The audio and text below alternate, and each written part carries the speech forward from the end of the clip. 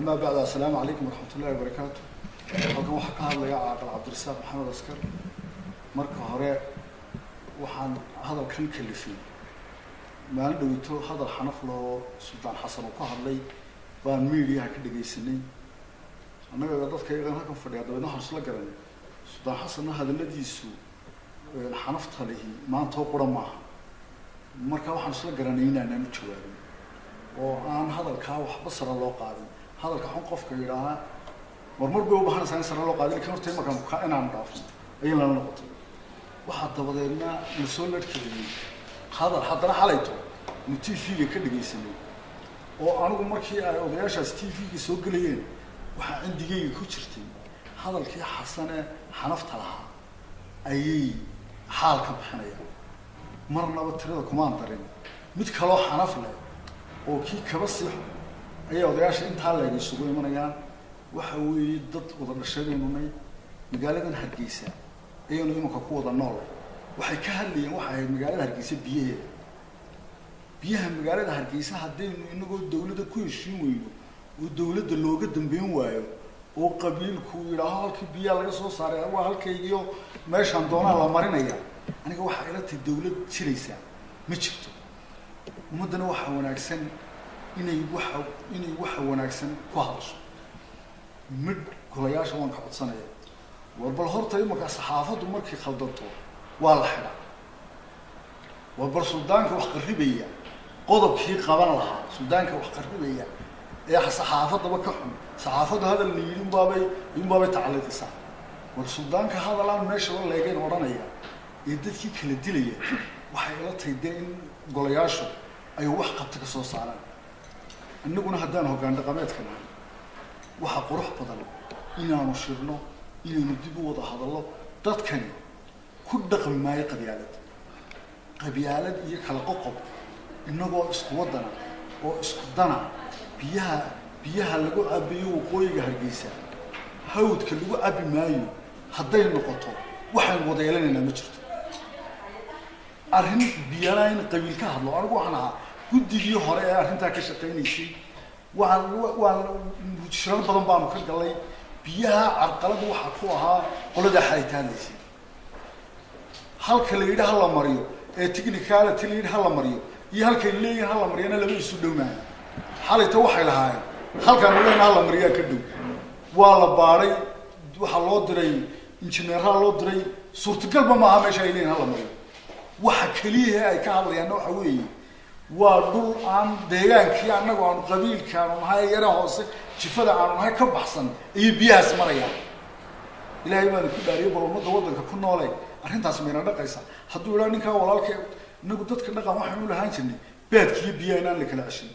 waxa dhacda marka halka roob ka doo ee hawd ka doo kuwa qoygu soo guura hawd ku taga biyaha iyo baadka midna laga cashiro kuwa qoygu soo guurana qoygu yimaada biyaha iyo baadka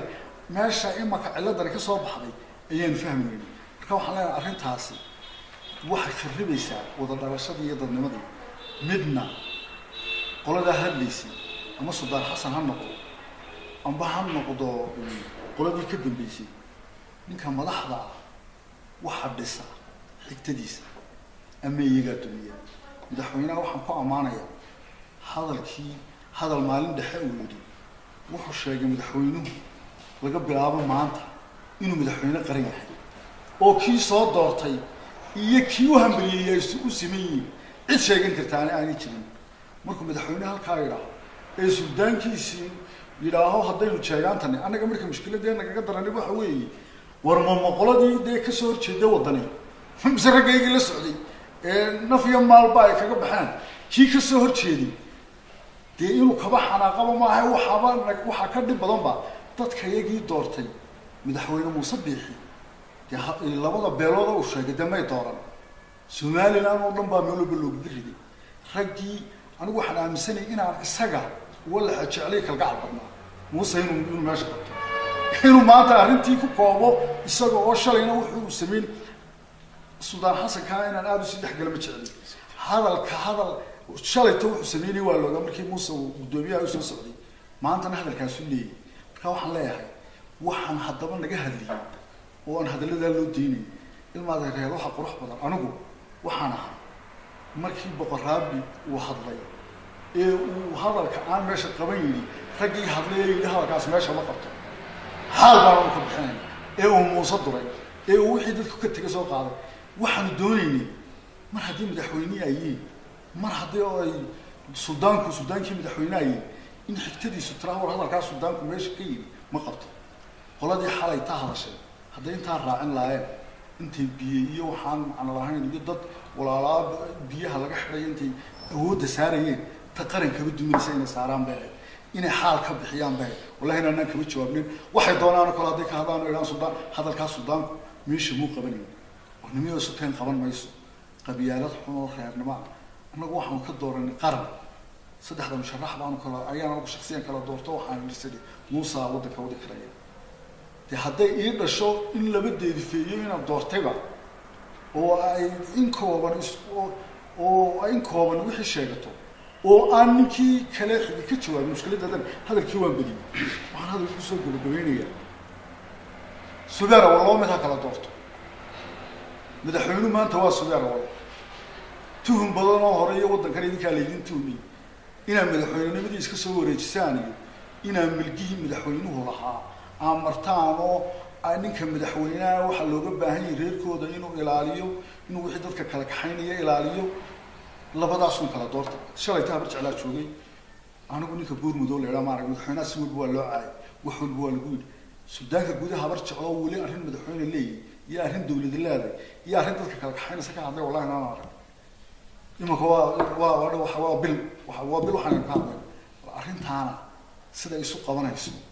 أهم مدحونه على النقطة أهم مدحونه وحجيو هلا يذكره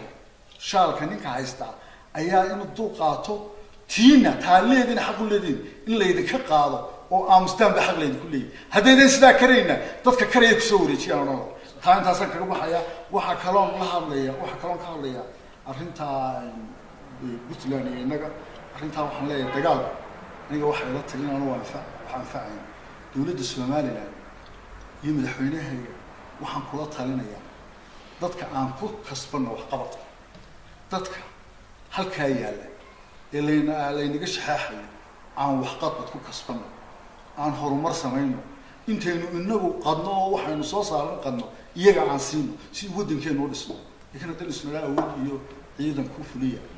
dib jeeday leeyahay Puntland waxaan leeyahay warda Soomaaliyeed oo aan kala fogaanin been nahay waxna way noo kala xadeysnaan jireen unsuri madaxweynaha Puntland meesha ma leegayn